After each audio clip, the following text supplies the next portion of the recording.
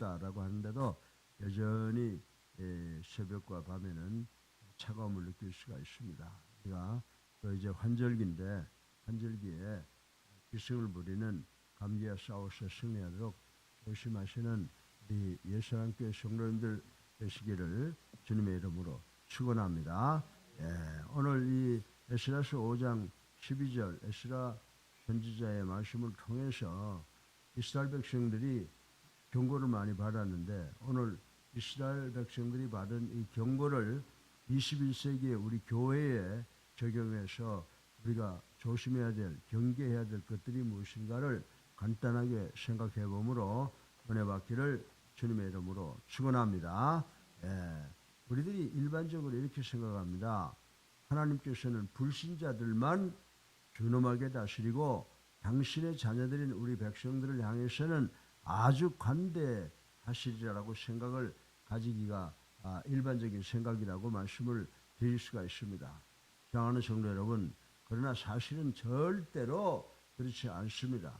우리가 올바른 자녀를 만들기 위해서는 자녀를 더 엄하게 기르는 것과 마찬가지 논리라고 보면 됩니다. 우리를 사랑하시는 하나님께서는 당신의 자녀들, 다시 말해서 당신의 백성들, 21세기를 살아가는 우리 믿는 자들을 향하여 훨씬 더 준엄하시다라고 하는 사실을 우리는 깨달아야 된다라고 말씀을 드릴 수가 있습니다. 그래서 여러분들 히브리서 12장 6절을 보게 되면 이런 말씀이 기록되어 있습니다. 받으시는 아들마다 책찍질 하신다는 말씀의 의미가 바로 여기에 있다라고 하는 것을 우리는 깨달아야 된다라고 하는 것입니다. 참으로 여러분들 이스라엘 백성들은 선민이라고 그러잖아요. chosen people, 선민이라고 부르고 자신들은 하나님의 자녀라고 생각했지만 하나님께서 어느 민족보다 더 엄중하게 이스라엘 민족들을 다루셨다는 것을 우린 잘 알고 있습니다. 이스라엘 백성들이 하나님을 경외하고 하나님의 도를 지킬 때는 하늘 문을 여시는 축복이 있었지만은 저들이 우상을 섬기고 하나님의 말씀 밖에 존재할 때는 더 엄중히 다루었던 것을 우리는 말씀을 통해서 볼 수가 있습니다. 그러므로 오늘 본문 말씀은 이 점을 더욱 분명하게 우리에게 가르쳐 주고 있습니다. 이 이스라엘 백성들 조상의 범죄로 말미암아 하나님께서 어떻게 했어요? 저들을 갈대아 사람의 손에 붙였고 성전까지 흘리게 되었다는 기록이 바로 그것입니다. 그때 갈대아 사람이 누굽니까? 우리가 잘 아는 느부갓네살 왕이라고 하는 것 우리는 잘 알고 있습니다. 그래서 오늘 이 에스라 선지자가 주시는 말씀을 통하여 21세기에 우리 교회는 어떤 점들을 조심하고 경계하며 살아가는가를 살펴보고 우리가 영적으로 수많은 큰 각성을 받기를 주님의 이름으로 축원합니다. 그래서 오늘 본문의 말씀 에스라 선지자가 이스라엘 백성들에게 경고하신 말씀을 21세기 우리 현대교회에 적용을 해보면 세 가지로 나누어서 생각해 볼 수가 있습니다. 첫째로 타락을 경계해야 된다. 두 번째 징벌을 경계해야 된다. 그리고 악의 세력을 경계해야 된다라고 하는 말씀을 주고 있습니다. 여러분 우리가 21세기에 살면서 우리도 오늘 이 에스라 선지자가 말씀 전할 때에 살았던 시대 사람들과 동등한 상황을 살아가고 있다는 것을 우리는 알아야 됩니다. 우리도 사악한 사탄의 공격을 받고 있다고 하는 것을 아시고 우리가 주님의 능력으로 성령의 능력으로 승리하는 우리가 되시기를 주님의 이름으로 축원합니다. 그래서 오늘 설교 본론의 첫째로 우리 교회는 우리 성도들이나 우리 개인 우리 교회가 혹시나 타락하지 않는가라고 생각하고 이 타락을 절대로 경계하는 그런 노력이 우리들에게 있어야 된다는 것을 말씀을 드리고 싶습니다. 이스라엘 백성들은 분명히 하나님의 자녀요 하나님의 백성이었지만은 자자손손 대대로 범죄를 자행해온 것을 볼 수가 있습니다. 그래서 오늘 본문에서 보게 되면 우리 조상들이 하늘에 계신 하나님을 노엽게 하였으므로라는 본문의 구절이 이스라엘 백성들이 얼마나 하나님께 불충하고 하나님께 죄를 지었는가를 시사해주고 있다고 말씀을 드릴 수가 있습니다. 예수사랑교회 성도 여러분, 그러니까 이스라엘 백성은 하나님의 자녀, 하나님의 백성이면서도 수없이 타락해왔던 것을 볼 수가 있습니다. 그런데 그것이 이스라엘 백성들에게만 국한되어 있는 것이 아니라 21세기를 살아가는 우리들도, 우리 그리스도인들도, 또 우리 그리스도의 교회들도 역시 하나님의 자녀, 하나님의 백성이라고 하는 것을 부인할 수가 없습니다. 이런 점에서 이스라엘 백성들은 현대교회의 모형, 모델이 되는 것입니다. 그러므로 이스라엘 백성과 같이 우리 현대교회는 크게 경성하고 경계해야 할 바가 있다는 것을 확실히 깨달아야 된다라고 하는 것입니다. 왜냐하면 이스라엘 백성들만 그런 것이 아니라 현대교회도 얼마든지 범죄로 인해서 타락할 수 있는 가능성이 농후하기 때문이다라고 말씀을 드릴 수가 있습니다. 그렇습니다. 예수사랑교회 성도 여러분, 오늘 성전에서 제 설교를 듣는 분이나 가정이나 지방이나 해외에 있는 여러분들, 우리 함께 귀를 기울이고 이 말씀을 한번 들어보시기 바랍니다. 매우 불행한 가능성이긴 하지만, 그러나 그것은 무척 현실적인 가능성이기도 하다라고 하는 것입니다. 사랑하는 예수사랑교회 성도 여러분, 물론 교회란, 여러분들 이 교회라고 하는 것은 우리가 예배당도 이야기할 수가 있고, 또 우리가 예수를 구주로 살아계신 하나님의 아들, 개개인의 거룩한 집단을 의미할 수도 있는 것입니다.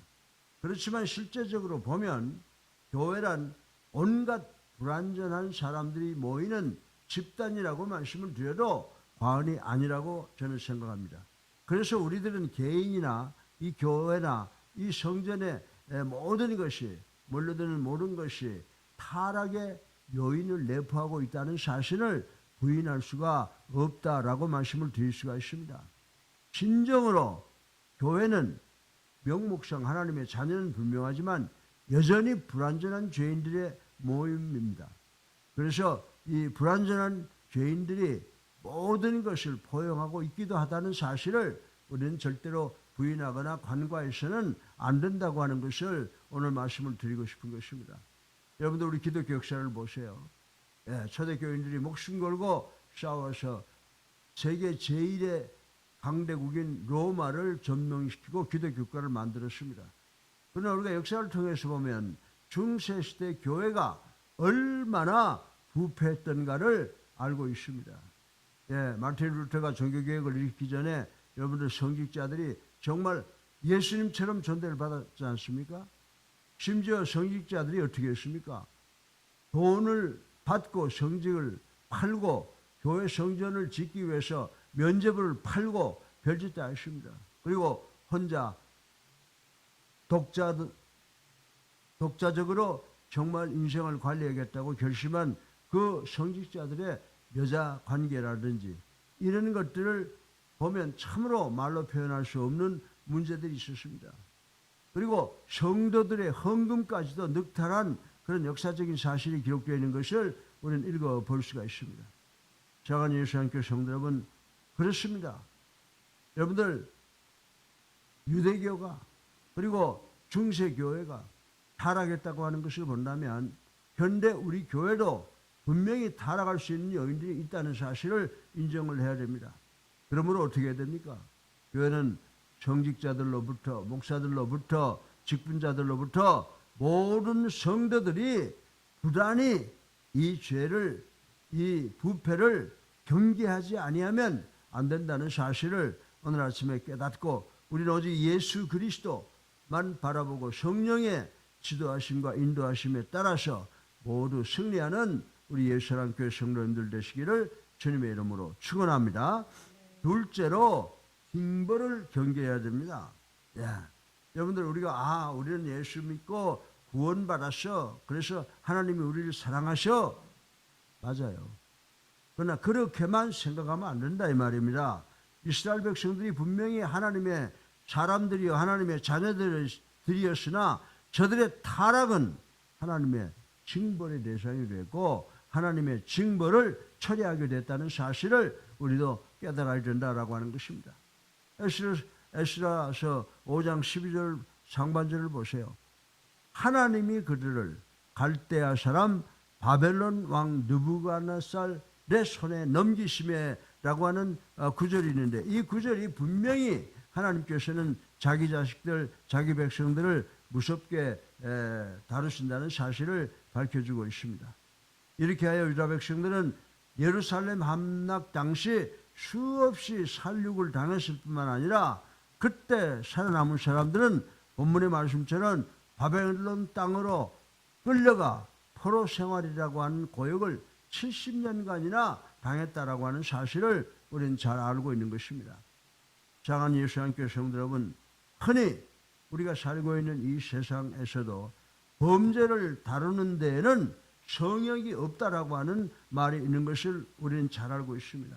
이는 범죄의 대가를 받는 일에도 성역이 없다는 사실을 말씀하고 있는 것이라고 생각할 수가 있습니다.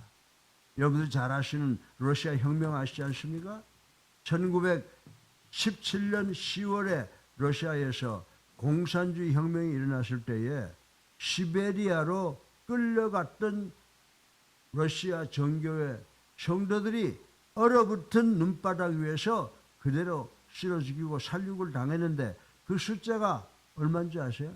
무려 200만 명이 넘었다고 하는 역사적 기록이 남아 있는 것을 우리는 볼 수가 있습니다. 이는 범죄에 대한 징벌의 성역이 없다고 하는 반증이라고도 말씀을 드릴 수가 있습니다. 왜냐하면 이들은 나라가 쓰러져 가는 상황에서도 자기의 이익을 위한 범죄만 일삼았기 때문이라고 기록을 하고 있습니다. 사랑하는 예수님께 성도 여러분, 그렇습니다. 교회는 분명히 하나님의 자녀들이 모이고 하나님의 백성들이 모인 것이지만 그렇다고 해서 징벌에 제외가 되는 그룹들은 아니라고 하는 사실을 우리는 명심해야 된다라고 하는 것입니다. 그러므로 우리 그리스도인들 또 그리고 교회는 이러한 고통과 치욕을 받지 않도록 부단히 근신하고 부단히 조심하고 부단히 경계해야 되는 줄로 믿으시기를 주님의 이름으로 축원합니다. 셋째로 마지막으로 교회는 악의 세력을 경계해야 된다라고 하는 것입니다. 예, 요즘 기독교가 보면요, 목사들은 목사들, 성도는 성도들로 자기 아닌 사람들이 뭐 조금만 마음에 안 들면 다 사탄이라고 이야기를 합니다. 그렇다고 하더라도 이 우리 성도들 믿는 자들은 이 어려운 세상에서 정말 악의 세력, 사탄의 세력을 경계하며 살아가야 함은 제1의 의무라고 생각을 해볼 수가 있습니다. 여러분들 열왕기상 8장 13절에 보면요, 성전은 뭡니까? 이스라엘 백성들은 본래 하나님께서 임재하여 계시는 상징적인 존재였다라고 하는 것을 우리는 잘 알고 있습니다. 그리고 특별히 성전 안에 지성소 안에 안치되어 있는 이 법궤라고 하는 것은 하나님의 현현이요 하나님의 몸과 같은 것이와 같다고도 생각을 했습니다. 그러니까 공간적으로 보면 이 땅에서 교회만큼 거룩한 것이 없는 것이요, 이 땅에서 성전만큼 거룩한 것이 없다는 논리가 형성이 된다라고 하는 것입니다. 그러나 그처럼 거룩한 장소였던 성전도 어떻게 됐습니까? 바벨론 열왕기하 25장 9절에 보게 되면 바벨론 이방 왕이 예루살렘을 함락할 당시 하루아침에 다 무너져 버리고 불타버리고 말았다고 하는 사실이 열왕기하 25장 9절에 기록이 되어 있습니다. 본문에서 뭐라고 그랬습니까? 저가 이 전을 헐며라고 하는 구절이 바로 그런 불행한 참상을 상기시켜주고 있는 모습이라고 말씀드릴 수가 있습니다. 그래서 에레미야 애가 4장 1절에 보세요. 선지자 에레미야는 그 참상을 보고서 슬프다 어찌하여 성소의 돌들이 거리 어기마다 쏟아졌는고라고 탄식한 모습을 우리는 읽어볼 수가 있습니다. 그러니까 이 사건은 믿음 생활을 위하여 하나님의 백성들, 하나님의 자녀들이 아무리 거룩한 성전을 만들었다고 하더라도 그것이 얼마든지 하나님의 손에 의해서 파괴당할 수 있다는 것에 대한 신뢰를 우리가 말씀을 통해서 볼 수가 있는 것입니다.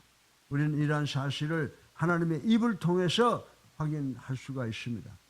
여러분들 마태복음 4장 24장 12절에 보면요, 제자들이 당시에 성전의 위엄을 자랑하려 들자 하나님 예수님께서 뭐라고 말씀했습니까? 돌 하나도 돌 위에 남기지 않고 다 무너뜨려지리라라고 하신 말씀이 바로 하나님의 마음이다, 하나님의 본심이라고 하는 것을 우리는 아셔야 됩니다. 이게 말씀으로만 끝났습니까?